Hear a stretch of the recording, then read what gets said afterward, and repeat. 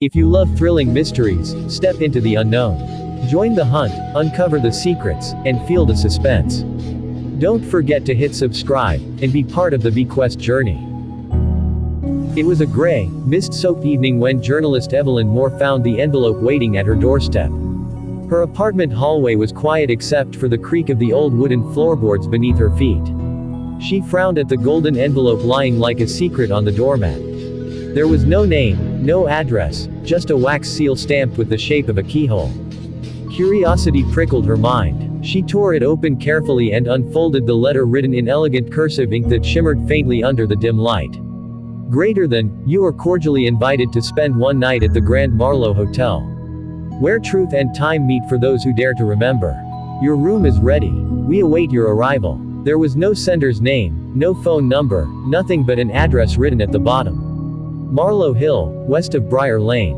Evelyn's instincts as a journalist stirred. She had covered every kind of story, crime, disappearances, unsolved mysteries, but she had never heard of this hotel. When she searched online, there was no record of the Grand Marlowe anywhere. No reviews, no location tags, no history. It was as though it didn't exist. And yet, that only made her more interested. She was known for chasing impossible stories, the kind no one else dared to touch. Maybe this was one of them. Maybe someone was setting her up for an elaborate prank, or maybe, just maybe, she was about to uncover a hidden truth lost in time. By the next evening, curiosity had won over reason. Fog hung low over the road as her car climbed the narrow, winding path toward Marlowe Hill. The air grew colder, heavier. When she reached the top, she saw it, the Grand Marlowe Hotel rising out of the mist like something trapped between worlds. It was enormous, built in an old Victorian style with pointed spires and cracked stone walls. Dim golden lights glowed through its windows, but the place felt deserted. The sign out front swung gently in the wind, its paint faded and nearly gone. As she stepped inside, the heavy oak doors groaned open by themselves.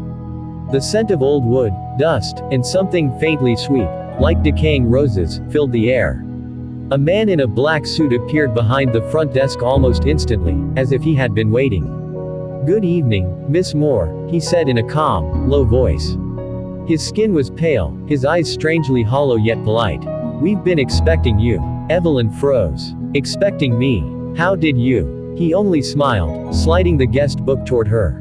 "Please sign in." The pages were filled with neat handwriting, but the dates beside each name made her heart skip. Every single entry was from 1938. She hesitated, then scribbled her name anyway. When she looked up, the man was already handing her an old-fashioned brass key with the number 313 engraved on it. "Third floor," he said. "Enjoy your stay." The elevator was ancient, the kind with a cage door and a lever. It rattled as it ascended. The hallway of the third floor was lined with oil portraits of guests in formal attire, smiling strangely, their eyes painted so vividly that they seemed to follow her every step. The carpet muffled her footsteps, but the silence felt alive. As she walked, she noticed a flickering light at the end of the corridor and the faint sound of piano music playing somewhere below. A haunting melody, soft but repetitive, looping endlessly. When she unlocked her door, the room greeted her with unexpected warmth. A chandelier glowed softly, the bed neatly made, a vase of red roses placed by the window. Everything seemed frozen in time, as though no one had touched it for decades. She set down her bag and noticed a folded note resting on the pillow. In neat handwriting, it said, "Greater than, midnight is when the truth arrives. Don't fall asleep." Her pulse quickened. She stepped back, glancing around as though someone might be watching. Was this part of some game? A test? She looked out the window, but only saw swirling fog and the faint outline of trees. The world outside the hotel seemed to dissolve into nothingness. The piano music continued, gentle, sorrowful, persistent. Somewhere beneath the floorboards, she could hear faint whispers, indistinct words, almost like laughter echoing through the walls. Evelyn sat on the bed, gripping the strange note tightly. She thought about leaving, about driving back to the city. But something in the air, some pull of mystery, of unfinished stories, kept her rooted there. She was a journalist. She needed to know what this place was, who invited her, and what truth waited for her at midnight. As the clock ticked closer to 12, the air in the room grew colder. The roses on the table had begun to wilt. And when Evelyn glanced toward the mirror, she swore she saw another reflection, a faint silhouette of a woman standing behind her. When she turned, no one was there. Outside, the fog thickened, pressing against the windows like a living thing. The Grand Marlowe Hotel had gone completely silent. Waiting for midnight. The clock in Evelyn's room struck midnight, its chime echoing through the still air like a warning. The piano music grew louder, no longer faint and distant, but full and alive, coming from the heart of the hotel. Every instinct in her body told her to stay inside, to lock the door and wait for morning. But curiosity, her greatest strength and her greatest flaw, pushed her to move. She grabbed her recorder and phone, though neither showed a signal. The hotel seemed to exist outside normal time, a place untouched by the modern world. As she stepped into the corridor, the lights flickered and buzzed softly overhead. Shadows seemed to stretch longer than they should, twisting into shapes that vanished when she blinked. She followed the haunting melody down the grand staircase. The further she descended, the warmer the air became, filled with the faint scent of smoke and old perfume. When she reached the ballroom, her breath caught. The vast room glowed in candlelight. Chandeliers sparkled above a polished wooden floor where dozens of elegantly dressed guests danced in slow motion to the waltz being played by a pianist at the far end. Men in tuxedos and women in silk gowns moved gracefully, but there was something off about them. Their skin looked pale, their eyes unfocused, as if they were there but not truly alive. Evelyn stepped closer, trying to make sense of what she was seeing. Her shoes clicked softly against the floor, yet not a single dancer turned to acknowledge her. They continued moving to the rhythm of the music, trapped in a dreamlike trance. "Excuse me," she whispered to one of them, a man holding a champagne glass. He turned his head slowly toward her. His eyes were completely gray, his expression empty. And then, just as suddenly, he turned back and continued dancing. Her heart pounded. "What is this place?" she murmured. From the stage, the pianist looked up. He was an older man with silver hair, his face gentle but sorrowful. When their eyes met, he stopped playing. The music died instantly, and every dancer froze mid-motion. The silence that followed was deafening. "You shouldn't be here, Miss Moore," the pianist said softly, his voice trembling. "The guests here never check out." Before she could respond, a woman's voice broke through the quiet. "I see our visitor has finally arrived." Evelyn turned and saw a tall woman in a flowing red gown descending the grand staircase. Her beauty was timeless, almost regal, but her presence chilled the air. Her smile was delicate and dangerous all at once. "Who are you?" Evelyn asked. The woman stopped a few feet away and tilted her head. "I am Margaret Marlowe, owner and founder of this hotel. Or, what remains of it." Evelyn's pulse quickened. "You sent the invitation." Margaret's red lips curled slightly. "In a way. The Grand Marlowe has a way of calling those it remembers." Evelyn frowned. "Remembers?" Margaret stepped closer, her eyes shining with a strange glow. "Your name, Moore, has appeared in our guest book before. Your grandfather stayed here once. He was a journalist too, wasn't he?" Evelyn's breath caught in her throat. "How do you know that?" Margaret's smile vanished. "He came here in 1938, chasing a story he never lived to tell. He tried to expose us, this place, our secret. The night the fire broke out, he tried to escape with the truth, but no one leaves the Grand Marlowe with secrets." The chandelier lights dimmed. The air grew heavy, almost suffocating. Evelyn took a step back. "What do you mean? He died in an accident. Is that what they told you?" Margaret said, her tone sharp. "The hotel doesn't take lives by accident, Miss Moore. It keeps them." Suddenly, the polished floor beneath Evelyn's feet began to shimmer like glass.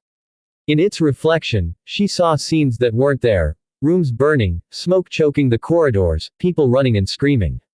And in the middle of it all, she saw her grandfather, clutching a camera, shouting her family name as the flames surrounded him. She gasped and stumbled backward. The ballroom flickered like a dying film reel. The dancers, still frozen, slowly turned their heads toward her, all at once. Dozens of lifeless eyes stared at her.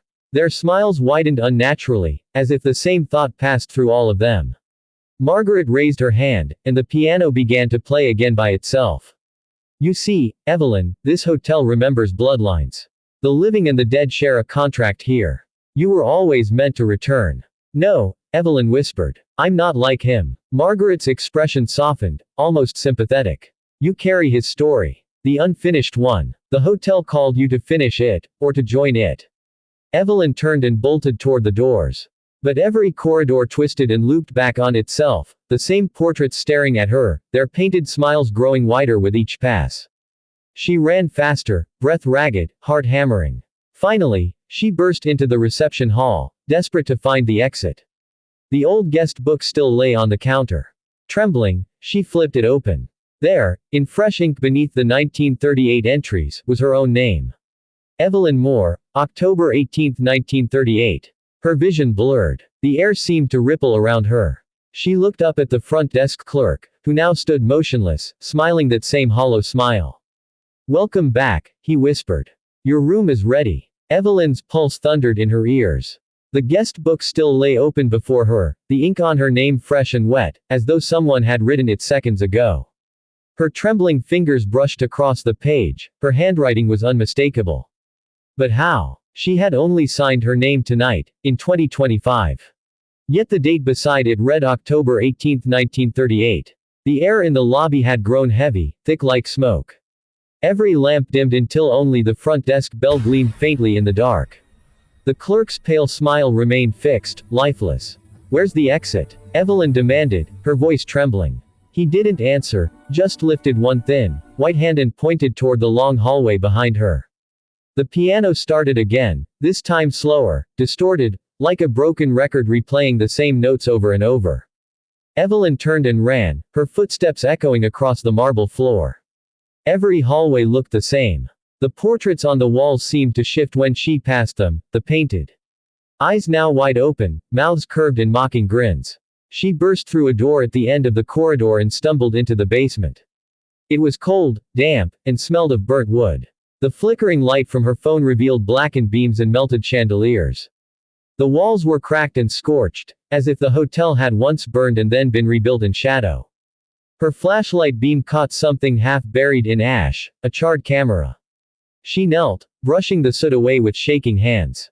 The initials engraved on its metal frame made her heart stop. H.M. Harold Moore. Her grandfather's camera. Inside was a roll of undeveloped film, miraculously preserved. She turned the film carefully, and though the negatives were faint, she could make out faces, dozens of them. Guests in evening gowns, the same ballroom she'd just fled, the same piano, the same red-gowned woman standing beside her grandfather. And then one photograph froze her in place. It showed her, Evelyn Moore, standing at the front desk, pen in hand, signing the guest book. The photograph looked decades old. A chill ran through her bones. She dropped the film, heart pounding. "No, that's impossible," she whispered. Footsteps echoed on the stairs behind her. Slow, deliberate, echoing through the dark. She turned off her flashlight and backed into the shadows, clutching the camera to her chest. The soft glow of candlelight appeared at the top of the stairs. Margaret Marlowe descended slowly, her red gown flowing like liquid flame. Her eyes glowed faintly golden in the dimness. "Still searching for your story, Miss Moore?" she asked gently. "Or are you ready to write its ending?" Evelyn's voice cracked. "What do you want from me?" Margaret's smile was faint, sad. "I told you. The Grand Marlowe remembers bloodlines. Your grandfather trapped himself here trying to expose us. The night he tried to leave, the fire consumed everything, but not everyone died. Some memories are stronger than flames. You're not real," Evelyn hissed. "You're dead," Margaret finished. "Perhaps. But the hotel is alive. It feeds on what people bring inside. Guilt, secrets, unfinished stories. You came looking for the truth. And now, you've found it." Evelyn's hands shook as she lifted the camera. "If I get this film out, people will know." Margaret stepped closer, the air rippling around her like heat. "No one ever leaves with proof. You can't capture what doesn't belong to the living." "I'm not dying here," Evelyn whispered. The candles flickered violently. Shadows clawed up the walls like smoke made solid. Margaret tilted her head. "Then perhaps it's time to check out." The basement door slammed shut. Flames flickered to life around the edges of the room, spreading fast, licking up the walls. The air filled with heat and ash, the past repeating itself. Evelyn ran toward the stairway, coughing, vision blurring. She reached for the handle, locked. Behind her, Margaret stood in the center of the fire, untouched, watching calmly. "You can't escape what you were meant to finish," she said softly. The story must end where it began. Evelyn screamed and hurled the camera at the door. It shattered open, the door bursting outward. She stumbled through into the lobby, choking on smoke, running toward the grand entrance. The heavy oak doors stood open. Beyond them, she saw moonlight, freedom, the faint outline of her car parked in the mist. She sprinted. But the moment she crossed the threshold, the air changed. The light vanished. She found herself standing back in the same lobby. The same chandelier. The same guest book waiting open on the counter. Margaret stood beside the desk now, perfectly calm. "Leaving so soon, Miss Moore? You haven't checked out." Evelyn's voice broke. "What do you want from me?" "To remember," Margaret whispered. "That's all this place ever asks." Evelyn stumbled backward into her room, slamming the door shut.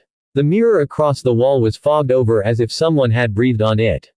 Slowly, words appeared, drawn by an invisible hand. Greater than, every story ends where it began. Her phone fell from her hand. The piano began again, soft and distant. Outside the window, the fog swallowed the moon completely. When morning came, the hill was silent. The Grand Marlowe Hotel stood abandoned, its windows shattered, its walls scorched. Days later, authorities found Evelyn's car on the roadside, empty.